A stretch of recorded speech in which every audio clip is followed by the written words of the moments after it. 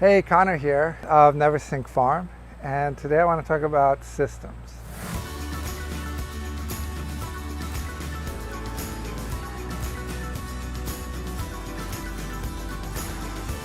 Something that is really important at Neversink Farm, that we have systems in place, and these I've designed over the years of operating this farm, and it's central to not only the success, but the lack of effort we need to put into the production.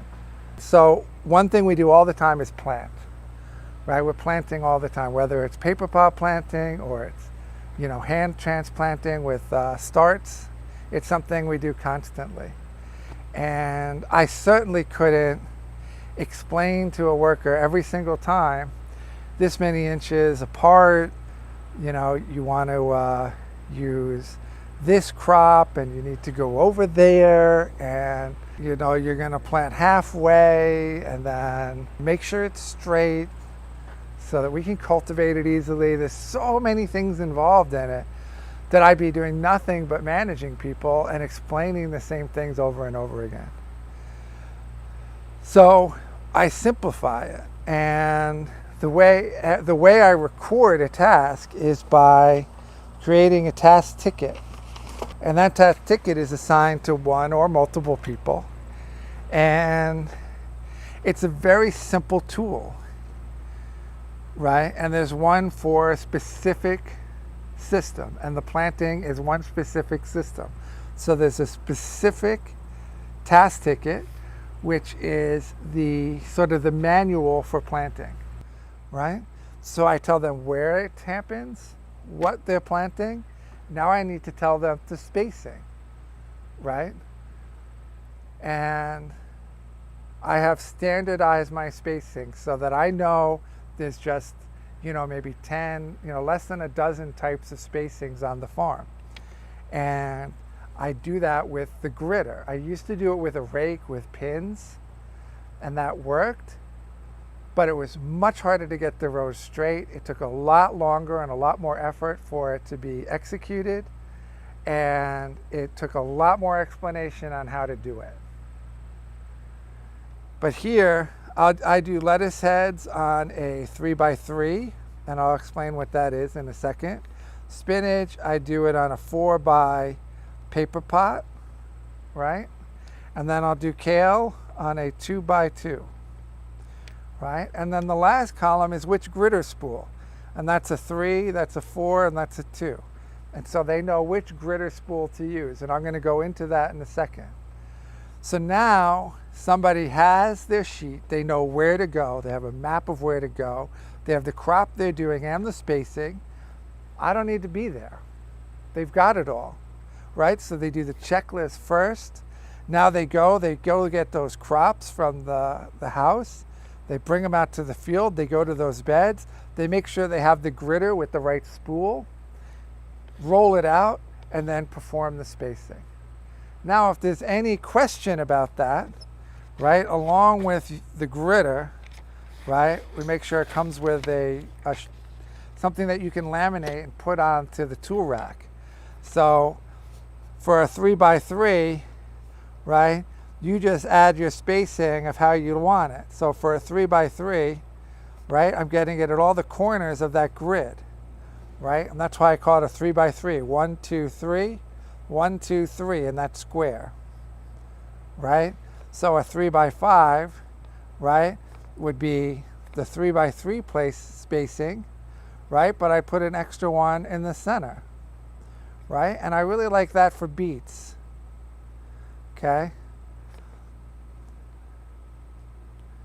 So here we go. We got a 3x5, right? We got a 3x3. And then a worker can look at that and go, oh, I know a 3x3. I know a 3x5. I got the 3 spool. I don't need to know anything else. Easy. It's going to be planted straight and perfectly every single time. And this comes with the gritter, so it can go on the wall, and it can go anywhere. It can go where you assign the tasks. You can put one on a tool rack, put one anywhere, and you decide how you want your plants laid out, right? We have standard here that I use. So for lettuce heads, I use a 3x3, a spinach, a 4x paper pot. That just means 4 rows, and I'm using the paper pot, but they grid out the 4 rows. This makes sure it's straight every time. And then kale done on a 2x2. Okay, so let's go over to the gritter and you can see what happens here, right? So here's the 3x3, right? So if someone's going and they're given the 3 spool, they just need to grab the 3 spool, right? And they have the handle and put the handle on, right? And the handle just switches out. If they need a 2x2, right? Then they just put the 2x2 spool on, right? Use the marker that's, you know, on the string. They string it out, and on here it says that they have to use a string and check it off, and then roll it out and plant straight and perfect.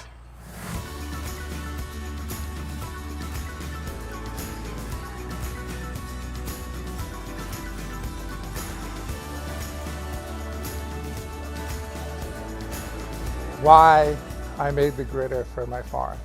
I get that question, you know, like, why would you go through the effort of making one of these things? There's already a few what's called dibblers around, and while this can be considered a dibbler, it's not quite a dibbler. A dibbler is going to put like little holes in the ground, and you know, I spent a lot of time searching for something because I was using the rake, and you know, you put the hose on there, and I was searching for something that had 3 things.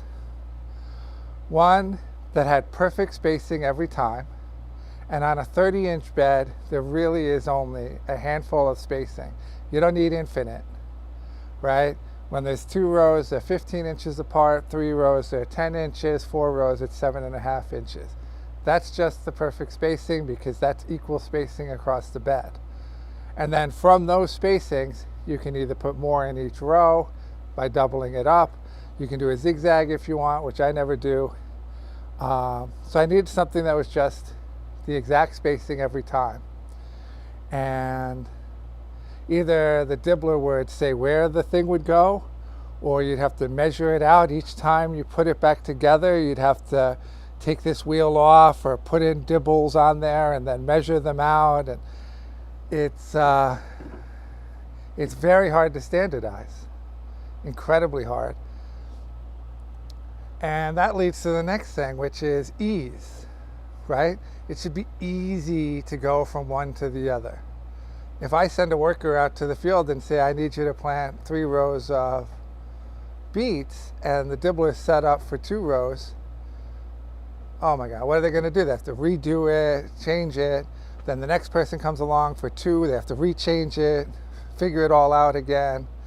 And that just wastes tons of time. And I'm back to the rake, because the rake's just going to be so much faster on small scale. The other thing, the third thing, is cost. With the gritter, right, you have 2 rows, 3 rows, single row, 4 row, right, with all kinds of different spacings, you know, less than $400. You know, you're looking at well over $700 to get the same utility with something that dibbles. And so that's why I wasn't finding it. I said, screw it, right? You know, I've seen people make these things out of wood, the grid pattern, and I'm like, that's perfect. You just need a 2, a 3, and a 4, easily to change. And on the gritter, it's just 2 wing nuts. That's it. 2 wing nuts, and you're switching from 2 to 3 to 4. No problem. It's already standardized. The worker doesn't have to mess with it. It's already perfect spacing every single time. And it's the cheapest around.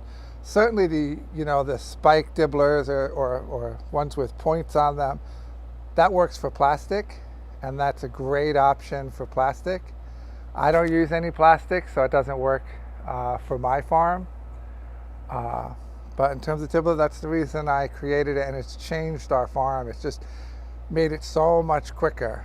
I even got tired of having workers wait for the handle to come back so that they could go out with another spool. So I just put a handle on each one. I just bought 2 more handles, and put a handle on each one to even reduce the time. Now it's just bang, bang, bang, bang, bang.